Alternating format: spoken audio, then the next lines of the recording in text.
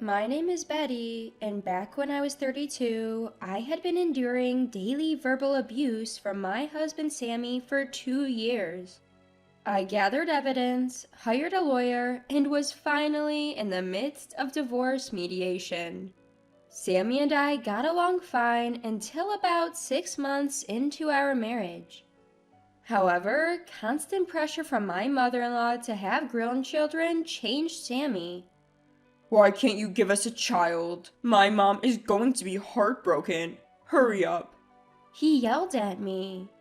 After that, he started complaining about little things every day. Things got even worse when medical tests revealed that I was infertile.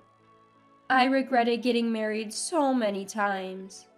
Then, when I was in the process of filing for divorce using evidence like abusive language and diary entries, both Sammy and my mother-in-law disappeared. Since he had withdrawn all the money from his bank account, I couldn't enforce any legal action. The only silver lining was a shared savings account, which had only around $5,000 left. Relatives, Sammy's workplace, friends, no one knew where they had gone, and even hiring a detective yielded no information. I later found out that Sammy had made big mistakes at work and had resigned. A year after his disappearance, I was finally able to divorce him. Technically, you can't divorce a missing person until after a year, but I was granted an early divorce because the court decided Sammy was at fault. I then returned to my parents' home, and 4 years have passed since. Now, at 39, I'm happily married to Lenny. Lenny himself had divorced a few years back due to his own infertility issues, and we've decided not to stress over treatments and to cherish our time together. Recently, we've moved far from my hometown because of Lenny's job transfer. I've started a part-time job near home and am enjoying my hobbies. Life is fulfilling. Still, thoughts of Sammy sometimes resurface and make me uneasy. I haven't been able to open up about it to Lenny. Then one day, Anita, a friend of Lenny's, invited us to her wedding party. Lenny and Anita have been friends since childhood, often seeing each other at gatherings even now. Anita is quite popular and maintains friendships from high school and college. She expected over 50 people at her party. The venue was not far from where we live, so we decided to attend without a second thought. Anita came to our wedding and we had a little chat with her. Anita had been very kind to me when she came to our wedding, so I had a positive impression of her. She's almost 40 and decided she didn't want to wear a wedding dress, opting for a casual party instead. The party was held at an Italian restaurant, and due to the large number of attendees, it was a buffet-style event. The venue was supposedly one of Anita's friends' places, and it had an ultra-chic vibe.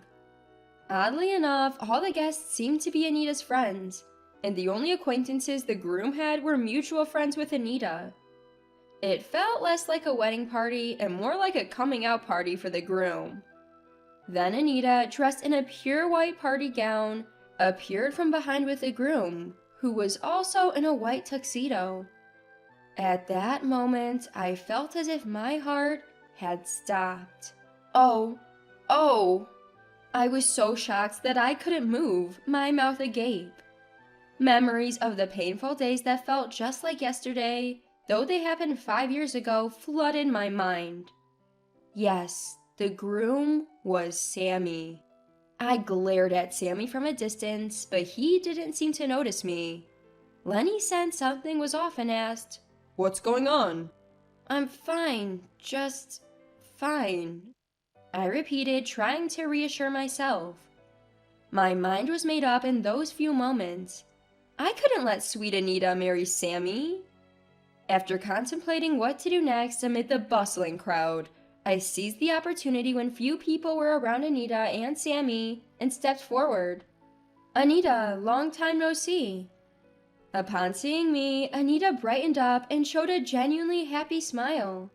I had seen her from afar, thanking everyone with that same expression. She looked like an idol, passionate about fan service. She looked so young, and her skin was flawless.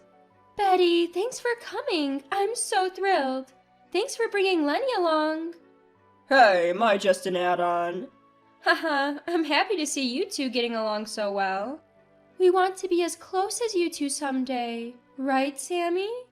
Anita looked at Sammy, but he didn't respond, because he had turned pale upon seeing me.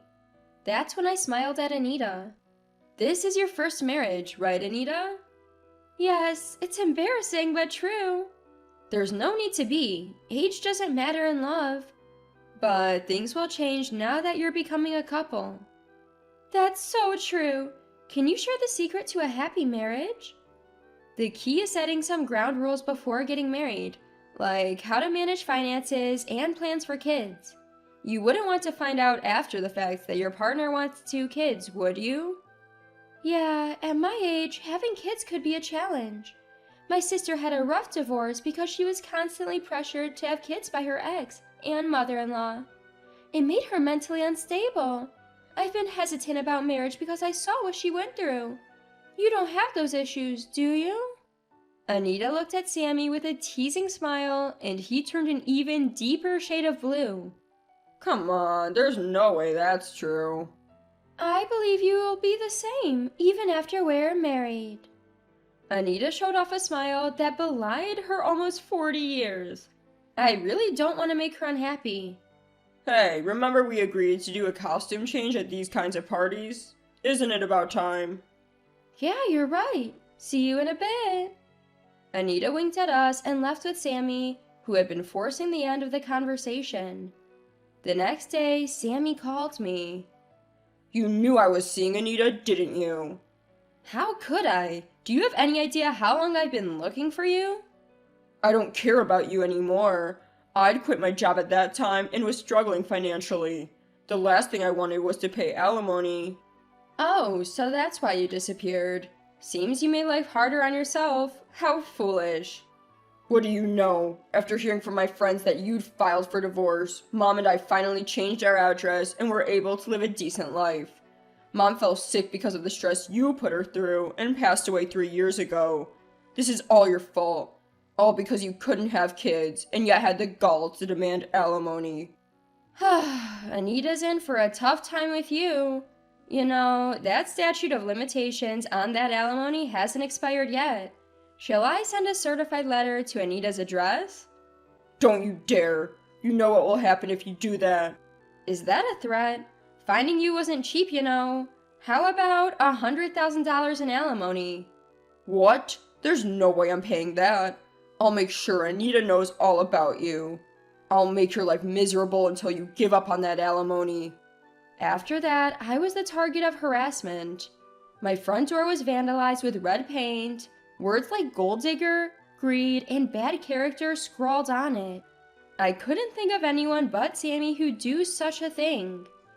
I took photos with my phone to gather evidence. I never thought my past experience in collecting evidence would come in handy here, but Lenny was surprised when he saw me. What is this? And why are you taking pictures so calmly? I know who the culprit is. You mean your ex-husband? At Lenny's words, now it was my turn to be surprised. What? How did you know? Lenny then came into the house and handed me a piece of paper. Actually, I found this letter in our mailbox 2 days ago. I pulled the paper out of the envelope. It read, "If you send that certified letter, I'll burn this house down." Written in messy handwriting. This is a threat. We should keep it as evidence. You should have told me sooner. Just then, Lenny hugged me tightly. Lenny? I know it's tough, isn't it? Don't keep it all to yourself. I'm your husband, and I trust you. So, I want you to trust me too. Well, we're outside, so let's step back a bit. I looked around and was relieved to see no neighbors in sight. Once we were inside, I told Lenny everything about Sammy. At that, the normally calm and composed Lenny's face turned furious. He's mad as if it happened to him, even though it's my issue. But that's not what I need right now. Let's take a step back.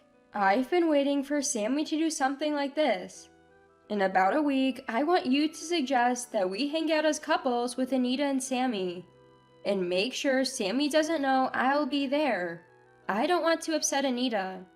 We'll reveal the truth while we're all together and ultimately comfort Anita. Got it. I thanked Lenny repeatedly for agreeing right away. Lenny and I talked it over and took action. I silently smirked myself, thinking, don't assume I'm like the old me. Then, a week later, on a day off, Lenny and I were invited to Anita's place. Anita, being a professional, apparently has a high income and lives alone in a high-rise condo. She understood the intention behind the couple's hangout and had duly invited Sammy. When Lenny and I entered the room, Sammy's face went pale. Initially, we had a pleasant conversation mainly with Anita and Lenny. However, Sammy kept looking down and didn't join the conversation. Anita didn't seem bothered, but I found it curious and decided to get to the point. Sammy, is the $100,000 bothering you? Can't focus on the conversation? Sammy swayed a little and broke into a sweat. Wait, what's this about $100,000? Did someone win the lottery or something? With Anita's eyes shining, I laid it all out. No, that's not it. Sammy and I used to be married, and he treated me terribly, so I sued for emotional damages. Initially, I asked for $50,000. Honestly, I never thought he'd actually pay. I was just venting my frustration. But guess what this guy did? What? I'm shocked that you and Sammy were married. I bet the last party was awkward for you then. I'm sorry. No, it's not your fault, Anita. I was also surprised when I saw Sammy at the party. But I'm glad you invited me. You see, he disappeared to avoid paying me. At my words, Anita looked shocked and turned her round eyes towards Sammy. I spent quite a bit of money hiring a private investigator to find him. That's why when Sammy called me the day after we reunited, I told him to pay $100,000. Here's the invoice for the damages. I placed a single invoice on the table. I had found Sammy's whereabouts, so I asked my lawyer to draft a new claim for emotional damages. Sammy, the $100,000 I'm asking for includes damages for the harassment you've done at my house. I then spread out photos on the table, documenting instances of the harassment, threatening letters, paint on my front door, and so on. You threatened to make my life miserable if I filed for alimony. And then this happened? I can't think of anyone else who would do this but you.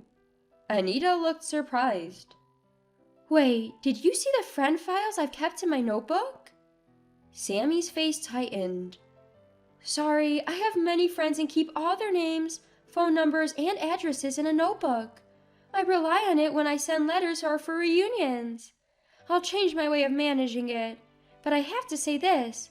I saw you carrying paint cans last week. Anita looked at Sammy with eyes that seemed ready to burst into tears. Sammy then sounded flustered. Hold on, why would you even see me carrying paint cans? It was 3 a.m. Sammy looked even paler as if he'd realized something. Oh, 3 a.m. you say? The room fell silent, the atmosphere heavy. Just then, Anita broke into a playful smile. Sammy, why so scared? I knew all along. Anita turned her kind face to Sammy, and his tense expression softened a bit. I felt confused, my face tense. If Anita knew everything and was cooperating with Sammy, it would explain her behavior. Was she trying to protect Sammy? I felt my hands getting sweaty. Had my attempt to help Anita been a pointless move? Anita then aimed a cold look at Sammy. Yes, I knew from the start you were a cowardly, trashy man, and that's why I got close to you. Anita looked at me and smiled. Her smile seemed somewhat sad. I never thought you'd be another victim, Betty. It's a small world. Remember I told you about my sister? About a decade ago, she was horribly dumped by him. They'd been together for 10 years. My sister was in her mid-30s and eager to get married. Do you know what he did to her? Sammy was in shock, gaping at Anita. This was about the time I married Sammy. If that's the case, I must have been part of what hurt Anita's sister, and my thoughts were swirling. Sammy told my sister he'd marry her if she devoted herself to him. He left all the bills to her during their dates. When she said she was out of money, he started abusing her. She got weaker, but was always concerned about how to win back Sammy's heart. Everyone told her to leave him, but she couldn't let go and ended up mentally ill after he broke up with her. Anita's voice, filled with resentment, was colder and deeper than any I had ever heard from her before. Tears spilled from my eyes. I'm sorry, I must have also... It's not Betty who's to blame. It's all this guy's fault. I never thought you'd show up at my regular hangout. My sister sent me your picture, you know. I had it as my lock screen, thinking I'd never talk to you if I saw you. Anita glares at Sammy, her face twisted into a nightmarish expression. Ah, yikes! Sammy is so frightened that he falls off his chair, attempting to flee. I quickly sit on his back, wrap my arms around his arms, and pull them behind him. Don't think you can get away. You're going to make this right. It seems Sammy finally accepts his fate. He drops his head in surrender and agrees to comply with whatever Anita and I demand. For the record, Anita only got engaged to Sammy to expose him as a terrible person to her sister's friends. In fact, dozens of Anita's sister's friends were at the wedding party, a detail unknown to Lenny. Anita apparently thought of Lenny as a little brother and didn't want to involve him in this mess, even as she sought help in exposing Sammy. The saying goes that you're connected to anyone through just 6 people, but with social media, that number is even less. Anita figures that if even one person in Sammy's industry knows how awful he is, it will be enough to ruin him. Her final plan was to dump Sammy the same way he had done to her sister. What surprised me was that Anita had already been financially milking Sammy. Because Anita's lifestyle is so lavish, she had Sammy paying for extravagant gifts and even the entire cost of the previous party. In the end, Anita smiles warmly and says, I'm breaking off the engagement. You wouldn't dare ask me for damages, would you? After all, you're the reason we're splitting up. And Sammy can only nod, sobbing. I admire Anita, but I'm also a bit frightened of her revenge-driven behavior. Later, I sat down with Sammy through a lawyer to discuss terms.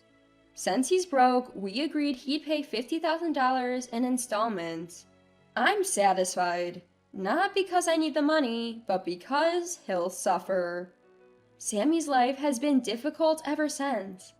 He's drowning in debt, partly because Anita made him spend so much. On top of that, there are my damages that he has to pay, so he's working non-stop. We spoke with Sammy's relatives, who promised to keep an eye on him. They have him doing tough but lucrative work in one of their businesses. If Sammy vanishes again, his relatives manage his bank account and can enforce the payments. The relatives even offered to pay the damages for him, which he'd pay back later. I declined. Sammy wanted to face his own guilt, that's why he chose to pay me every month. Now I'm working, enjoying my hobbies, and living a fulfilling life. The reason I can celebrate happiness without any cloud over my heart is because the issue with Sammy has been resolved. I want to remain married to the kind-hearted Lenny from now on.